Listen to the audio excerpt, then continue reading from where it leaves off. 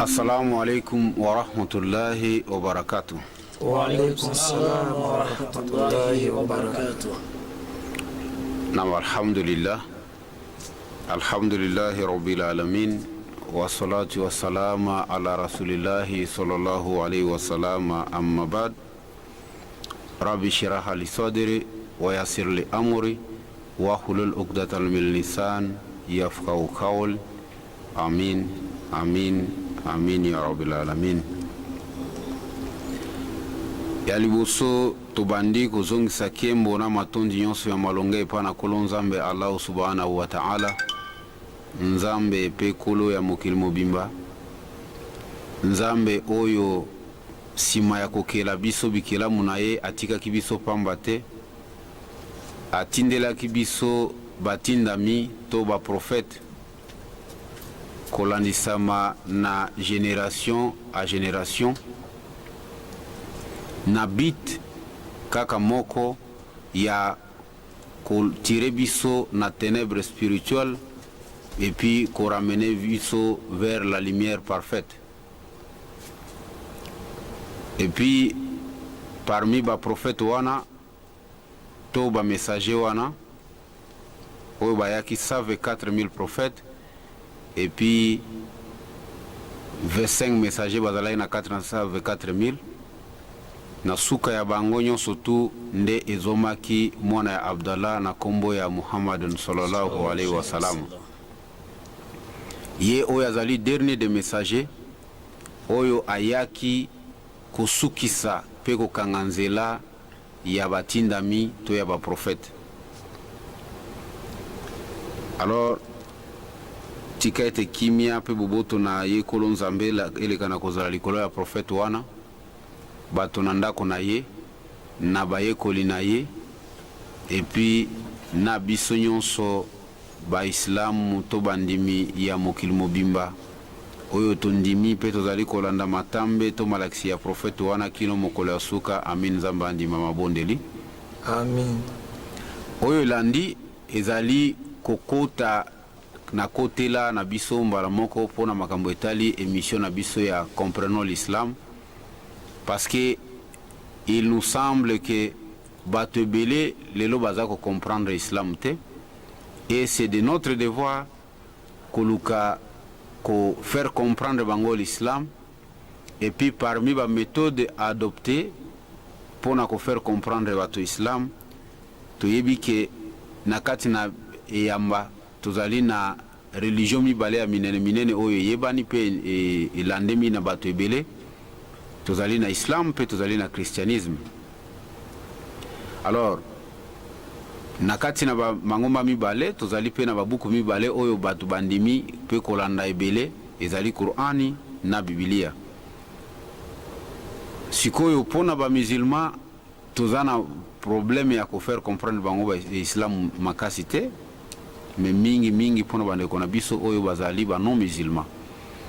Et puis quelque part bazape lisusu na droit mususu oyo ezali droit na bango ke biso to komisela ka bango ndenge alobaki prophète Muhammad sallallahu alayhi wa sallam, bali komisela bango wala ukana aya ubiata soki kaka ezali verset moko ko utepa na kolo nzambe to ko uta na maloba na ngai prophète Muhammad sallallahu alayhi wa sallam. Alors ndenge to bandai koloba na teme na biso ya Comprenons l'Islam nde ezali mama émission. Alors tubande kosola na mbalelekaki tolobaki likolo na makambo etali mwana nini katikati na bana mibale ya prophète na biso Ibrahim oyo azalaki sujet ya kosala nini, sujet ya kokabema mbeka. Alors na mbaleleki tosololaki tomekaki deja kotalisa bato ke mwana wana oyo asengelamaki to abongaki ete akabema mbeka to akabemaki mbeka, d'autres termes, malgré intervention ya nzambe lokola boyaki ke ekelamu na ye mutu oyo asali na maboko na ye nde azala objet de sacrifice. Parce que soki nzambe atikaka koko na biso papa ya bandimi Ibrahim akaba mwana na ye Ismail, elingaki esala sorte ke biso lelo bandimi tolingi to banda ko kabakabana na biso to ko bimisabana na biso a sacrifice et pas na nzambe. Menzo kanzambe aliyaki ezala kaka épreuve to évidence ya kondima, alors et permettre que batu oyo bakoya na sima, batu oyo bakoya na sima bazala ko olea ko sacrifier bana na bango to bandimi baza ko sacrifier bana bango mais bana ko sacrifier nyama parce que nzambe atindaki meme et pas ange Gabriel aya kopesa na nabi Ibrahim a remplacer na mwana na ye o ifalaki akata Ismaël. Alors toyebi ke moi ba pokoso muke muke to ba équivoque et zanga kate na kati na sije wana bande kona biso na yamba ya christianisme baza ko tirer et mai oh non nani drap na côté na bango pona koloba ke non ezalaki isiaka et puis ba musulman pe de l'autre côté baza koloba ke non ezalaki isiaka te ezalaki Ismaël. Alors tomekaki ko faire voir to ko expliquer ngona la fois passée ndenge ni Bible et sololi pona makambo wana.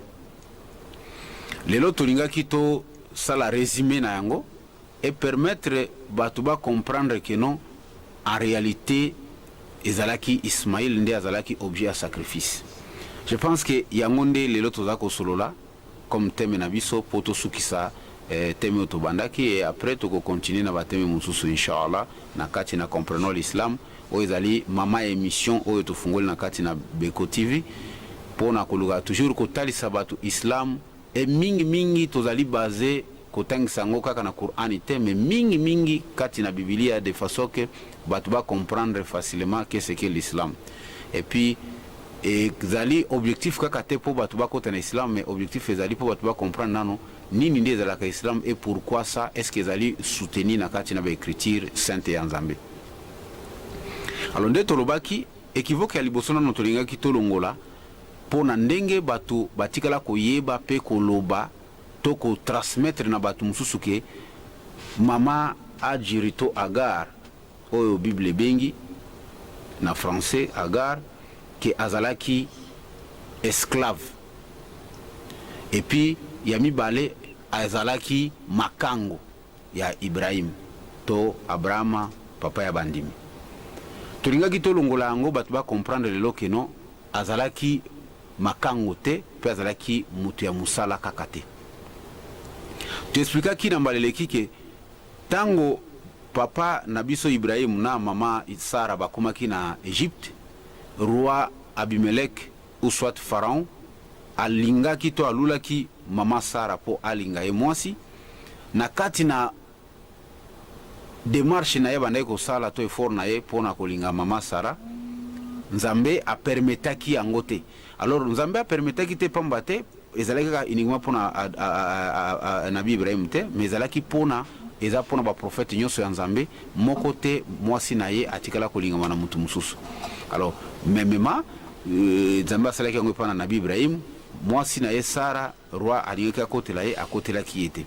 Miracle elekana ki wana ezali makambo ebele moi tozwango na détail ezate parce que ngongeza muke nde etindaki Agar tango Nzambe alotisi roi koloba kino mwasi olingaki olinga ye azali mwasi ya camarade nanga Ibrahim pe Ibrahim azali prophète nanga Nzambe. Alors oza obligé il faut futa mbeka na likambo osali parce que ce que osali bongo te na kolakela mboka na yo mabe na yo moko okozwa elakili ya mabe. Alors pona ko éviter yango nde afutaki ba meme afutaki bataba afutaki nani chameau ba âne ba cheval ainsi de suite bozunion surtout wana yango pe ce que otali Nzambe atindaki Melchisedek o azali roi de Salem roi de paix aya ko zwa 1/10 na biloko nyonso tu wana meme okutango na Genèse pe okutango na mukanda na Hébreu ezali eloko moko okuta keno ayaki ko zwa 1/10 partie na biloko nyonso tu wana po e permettre Nzambe apambola bozwi wana o eutaki pa na Sara ekoma halali to ekoma pire epa na nani epa na Ibrahim ko salela yango nde na tango roi abandai ko futa biloko wana abakisaki pe na ba serviteur to bato ya misala na ba servante. Alors sikoyo mwana na ye nde Ajiri wana Agar azalaki fille to presence na kati na Egypte mwana ya roi yende ayebisaki papa na lobino papa je préfère que olinga nazala mutu ya musala princesse na kati na ndako na yo awa na palais royal au moins nazala mutu nde ya musala epa ya nani epa ya mwasi oyo na moni miracle munene ya Nzambe esalemi epa na ye ezalaki nde ndenge wana nde tina kombo servante po ekota na Bible ba expliquer kombo servante ekotaki a partir na wana soki olingi kozwa yango nde tolobaki kota na site internet koma kaka na Google Agar princesse de l'Égypte okuta ba site nyonso oyo ya ba non musulman ezala kutu ka ba musulman to okuta ba juif bango mo baza ko confirmer que Agar fit la princesse égyptienne. Alors tango Agar a commis na charge ya Sarah ndi azali considéré lokola servante parce que yenda senga ke au moins azalata servante na ndako neke koza presence na ndako ya papa naye siko wana ezalaki hypothèse ya liboso. Deuxième hypothèse tango bakomi Bible lobi bien a 10 ans passé après kuta na bango na Égypte tango bakomi na Kana eleki 10 ans Sarah moni kazozo mwana te et puis ezali matungisio Abraham azalaki nango banda kala pona makambo ya kozwa mwana comme héritage ndaire na ba likolo kuna atuna Nzambe alobi ke Nzambe qui héritera nani akohériter na musolo oyo surtout pesinga Nzambe. Est-ce que ekozala Eliezer de Damas oyo mwana ya mutu ya musala nanga o abotami na ndako na ngai? Réponse na Nzambe ezala claire alobi non ekozala Eliezer de Damas te, mais par contre ekozala mwana oyo abimi na makasi ya mukongo na yo. Et puis pour votre formation lelo bateles spectateur boye bakeno mwana oyo abima na makasi ya mukongo ya Abrahama ezalaki nani? Ezalaki Ismaïl. Tandis que Isiaka ye azalaki ni mwana ya Elaka parce que iloko ne faut pas comprendre nango bien. Agar Bible lobi bien que non na Genèse chapitre nango 16 verset 3 et lobi et alors Sarah prit Agar sa servante et la donna à Abraham comme femme, pas comme concubine ou bien lokola makango ou bien basala na ekobo, non, apesi comme femme moisi. Comme moi si. Pourquoi Sarah prenait Agar? Parce que Sarah savait que non, son mari d'abord avait un niveau élevé, ou que non, il fallait quitter moi si on est à la moi si. À quoi cause la servante était? Ne azwaki Agar parce que Agar azali princesse de l'Égypte, azali princesse égyptienne. Et puis il faut pas oublier que na période de wana Égypte n'est la première puissance mondiale où ils diriger le monde. Le coup les États-Unis ils ont la puissance mondiale. Première puissance mondiale. Alors, ndenge wana nde ezalaki le cas pona kaya ya nani ya mama Agar.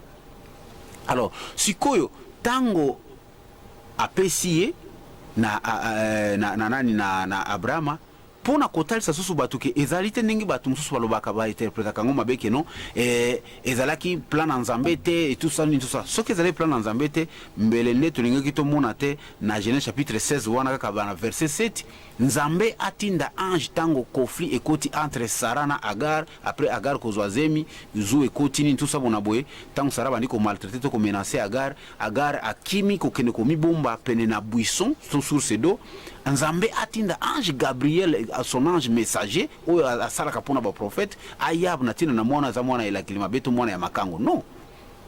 Et puis soki Agar azalaki makango ya Ibrahim elingaki ezala injustice parce que Nzambe a permetaki te nani roi alinga mwasi ya Abraham parce que ezalaki ekobo. Et puis Nzambe wana akoki kolinga te siko kasi Abraham ande mutu asala ekobo na mwana ya roi wana ya boisaki roi wana kosala ekobo na mwasi ya mwasi na Sarah. Alors ezali hypothèse mususu il faut ba comprendre.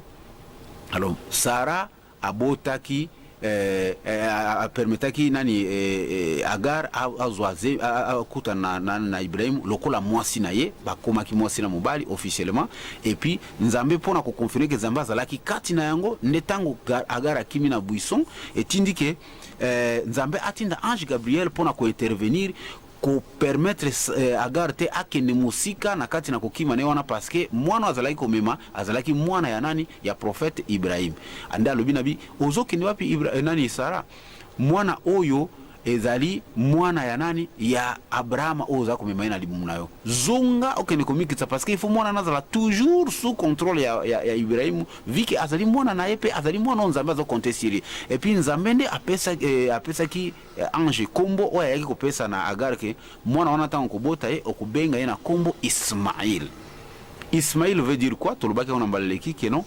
Ismaïl ezana na kiarabe, Ishmaïl ezana ki hébreu. Ishmaïl na ki hébreu, ça veut dire que non, Dieu m'a attendu. Zambe ayoki ngai. Et puis place oyo ange abimelaki nango Agar, ti lelo na Israël, babenga ngo Elroy. Elroy ezali esika oyo Nzambe asololaki nango na Agar, ezali un lieu de miracle. Il faut batu bayeba eloko wana. Alors, pour les juifs, place on est à n'importe quelle place. Ils allaient place, il y a lieu de pèlerinage, bah toi qui n'es qu'au tala, qu'au mona, puis wana et sika on zamba sur la qui n'a Agar. Alors, wana ils allaient qui épreuve musu souligner tout l'accès sur bateau. Et après, tango conflit siko et kota qui tango naissance déjà Ismaïl et Salemi et puis Sarah nature et puis ayeko zoazem. Qu'est-ce qui s'est passé? Sarah nature naie aumuna keno soki Ismaïl afandi toujours kozala wana na wana tozana na Genèse chapitre 21 verset 9 jusqu'à 21 peu lissus okuti keno Sarah tanga moni keno yepe azoki ne kobota déjà mwana mais soki mwana wana akoli place moko na ya na Ismaïl et ko permettre que muto akozana droit héritage il faut ezala Ismaïl parce que enda zali ya fils aîné ndi asengaki Abraham keno il faut anini a déplacer bango. Alors Abraham ayoka ki passe atungisa maki keno nakoko tika mwana ngata kene musika parce que alingaki Ismaïl mingi nde Nzamba yebisaki alobi to samaloba ya Sarah déplacer Agar éloigner bazala sous place mon côté et puis ezalaki pona ko éviter ba accrochage to ba kuswana to ko benda na obazaki na katikati na bango yango po mona Nzambe atikaki toujours Agar te tango Agar abimaki azokende na désert ya Beersheba na kati na désert tango mai sili oyo bazaki na réserve Abraham apesaki bango Bible yango moko elobi bien que non na verset 11 tango Agar asalini na chapitre 16 verset 11 mwana azokolela déjà mai sili Agar aki ovana musika pona komona kino mwana na kufate na yaza komona asalaki nini atikaki mwana na distance yake kofanda siko mwana place banda konika nika makolo nini salaki Nzambe abimisi source ya mai kuuta na kati na désert miracle mususu yango wana oyo permetaki siko anje ya kubenga Agar alobi yaka zwa mai melisa mwana ebo mela ozwa makasi pe bavanda ki wana mbala moko nitsande lelo bazobenga ngo nini mboko oyo esika bazobenga ngo maka.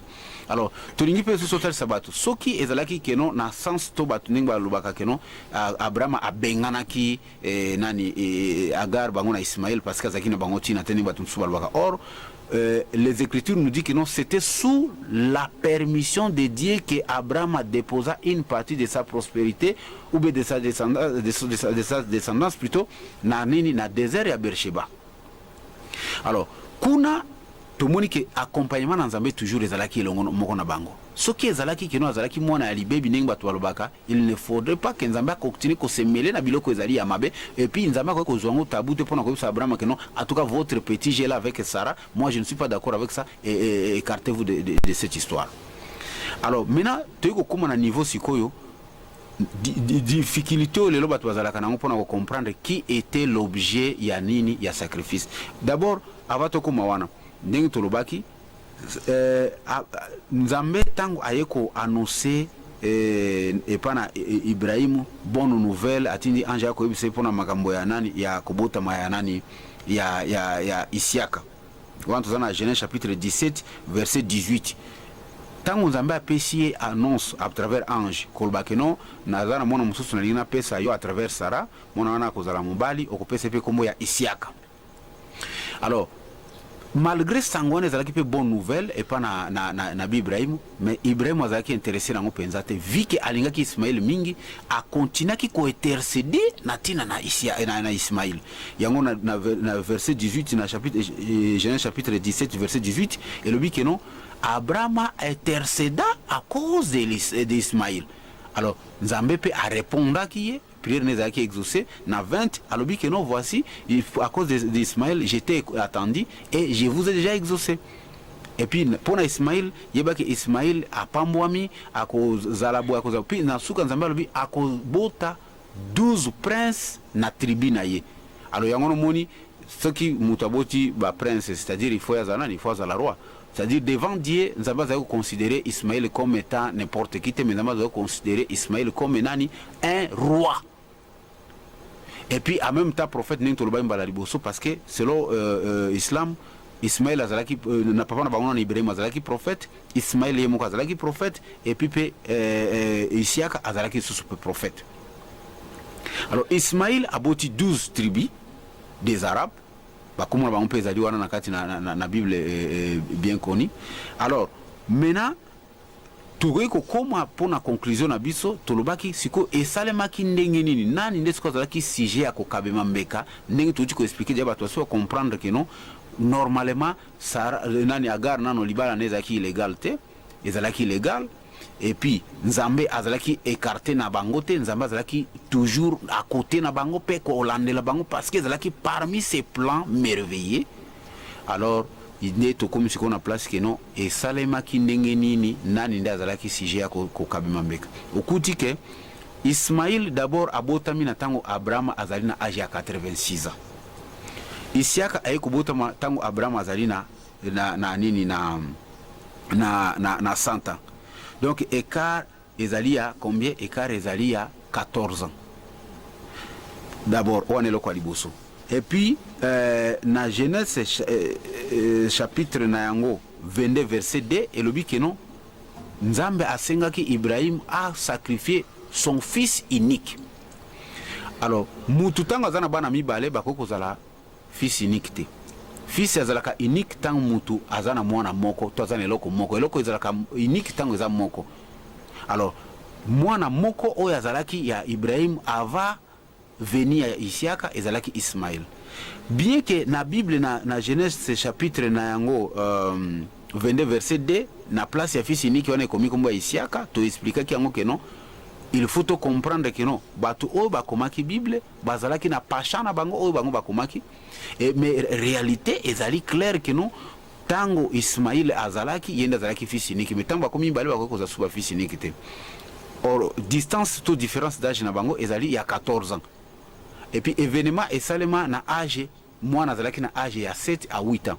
Alors automatiquement ça nous donne privilège ya ko ndima hypothèse za na kati na Coran que mwana o azalaki sacrifié ezalaki Ismaïl et non pas Isiaka.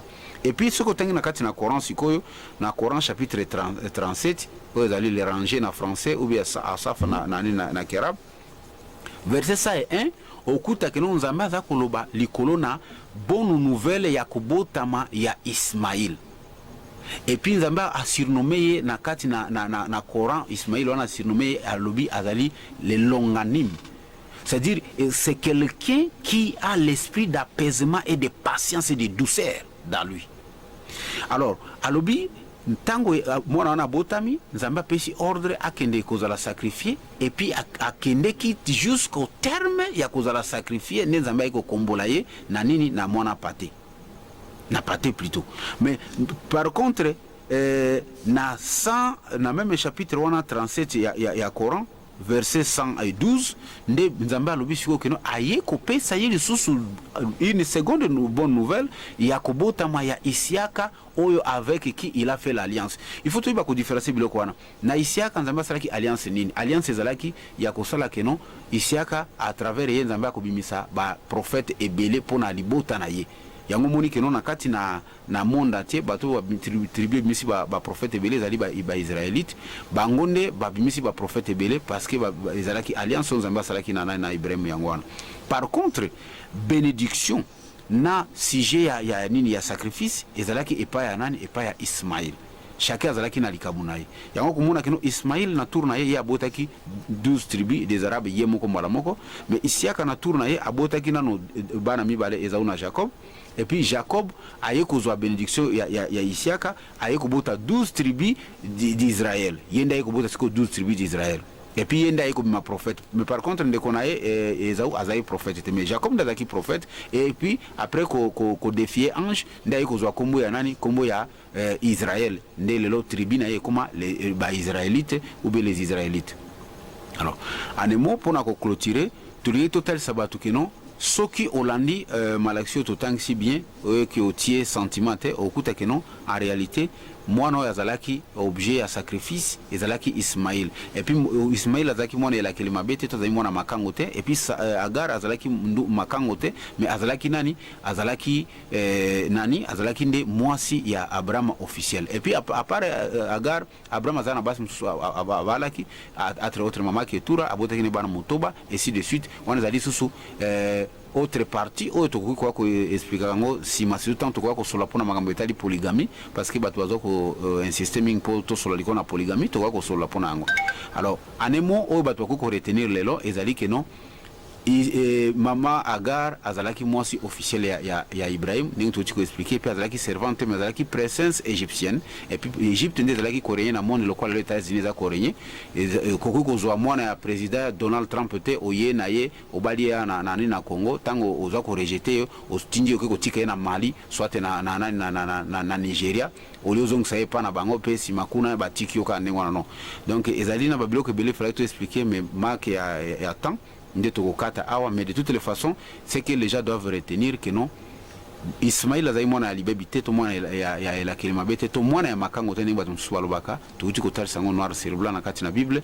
Et puis soki bato bakozala na besoin ya baintervention, je pense que tokopesa numéro na biso ngai moko mutu naza koloba Cheikh Abdallah ami régional, numéro na ngai ezali 081 0777 331.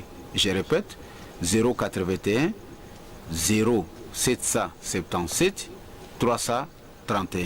Donc ceux qui ont bien un numéro oyo ozwinga moko présentateur ya émission lelo Cheikh Abdallah tuna question yo so lingi pona sujet wana tokokotela nkutu na bozindo par rapport na ndenge ya wangongeza te to sololi awa to kati mukeme tunentu lelo to clôturer awa que non dorénavant bato bayeba que non pourquoi biso ba musulman to soutenaka thèse wana que ezalaki Ismaïl, mais en un mot pour na clôturer tozozongela kolobela biloko na, parce que il y a des gens qui veulent mal interpréter cette histoire que non voilà ba musulman bazalaka contre Isaka, bubi bazalaka contre Sarah, ninto sabu na pour na soutenir cause ya Agar na Ismaïl. Non, biso tozali pour Mama Sarah, parce que azali parmi ba mama oyo ba kokota liboso na paradis ndenge prophète Muhammad tangisi biso pona ezali kitoko bazalaki nango.